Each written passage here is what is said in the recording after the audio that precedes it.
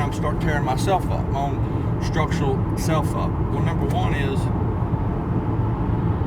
what's the best way to set my outriggers? Mm-hmm. Which is my feet.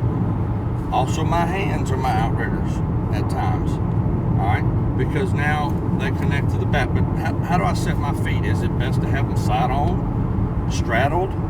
Okay, in a human, we have to deal with balance, what we call balance. It's also called stability. All right, that same crane or rig doesn't worry about balance. Mm-hmm. It's got 4 tires on it. It's got 4 points of it don't make unless it goes too high with its weight. It's the only time it'll fall.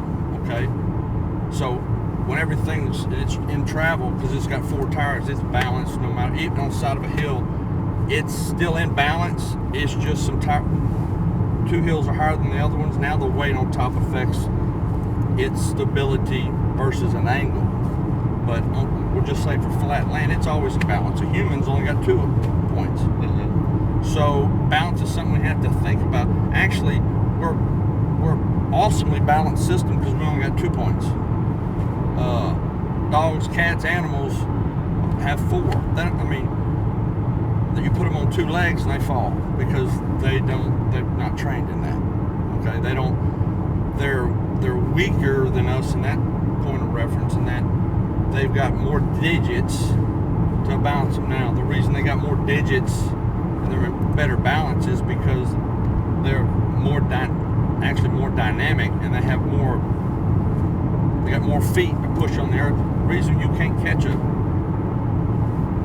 4-legged animal is he's got a pressure point in the front, a pressure point in the back, accelerating his whole mass faster. He's pushing more on the earth than you are. Okay, that's the I don't care if it's a giraffe. His center of gravity is way up there. And then people are gonna say, well, his feet are further. No, it's got nothing to do with center of gravity or feet. It's all how efficient these animals push in the earth. You got fight and flight mode. That's the only thing they know. All right, humans know that too, but humans gotta say, well, his stride's longer and his this and his that. Well, go back to caveman times, or go back to 200 years ago. All right, it's about getting the job done with Ted Williams. It's about getting the job done at the end of the day. So observation of how do I get this job done, the job of hitting, and pay attention to that. And then when a guy like Ted Williams says it's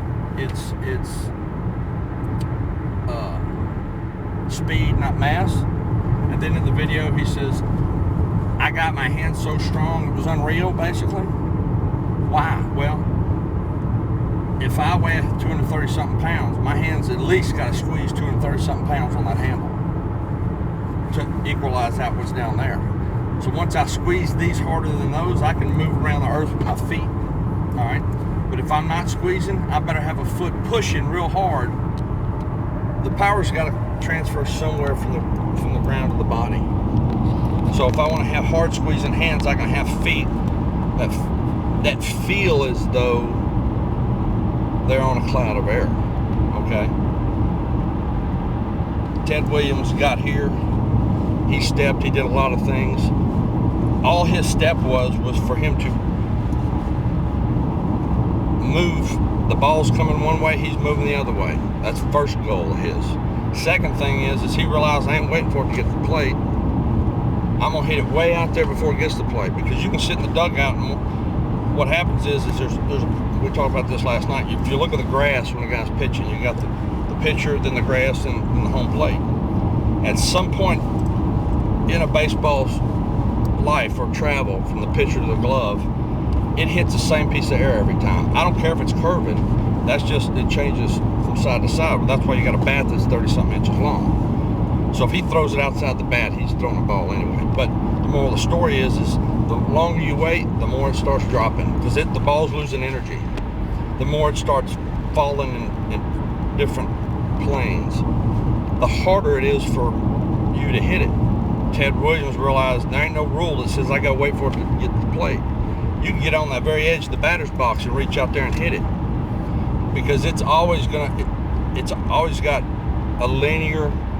It's going linear first. Nolan Ryan then threw it, and it rose and then fell.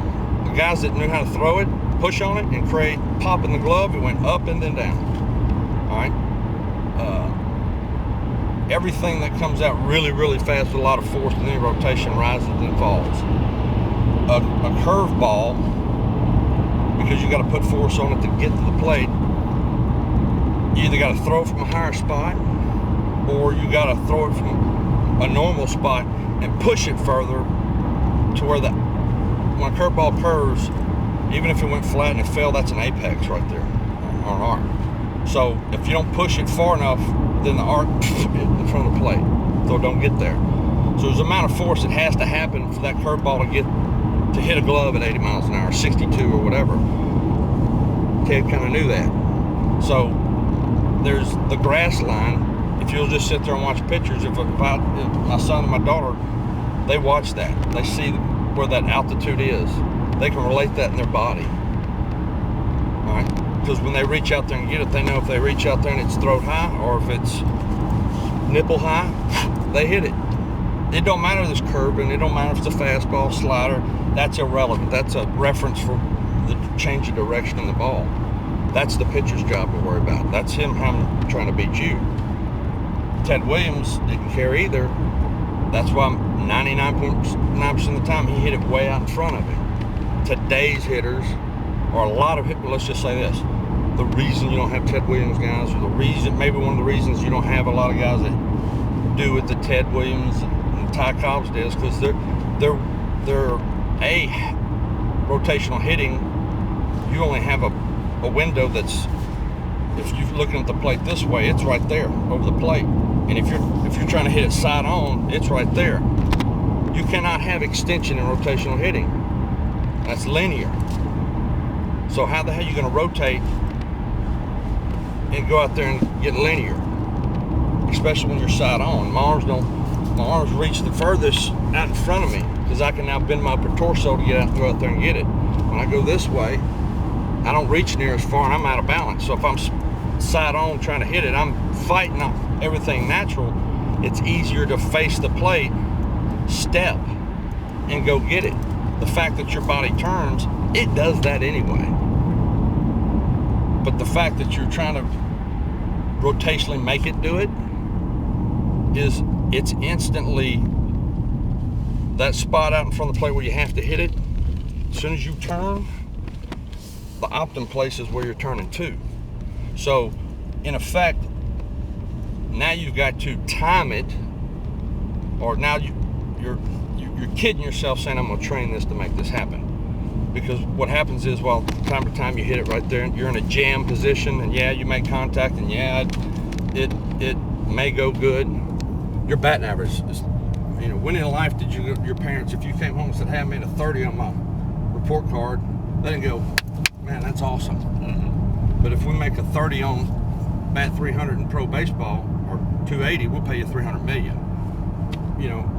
That's good. The standard is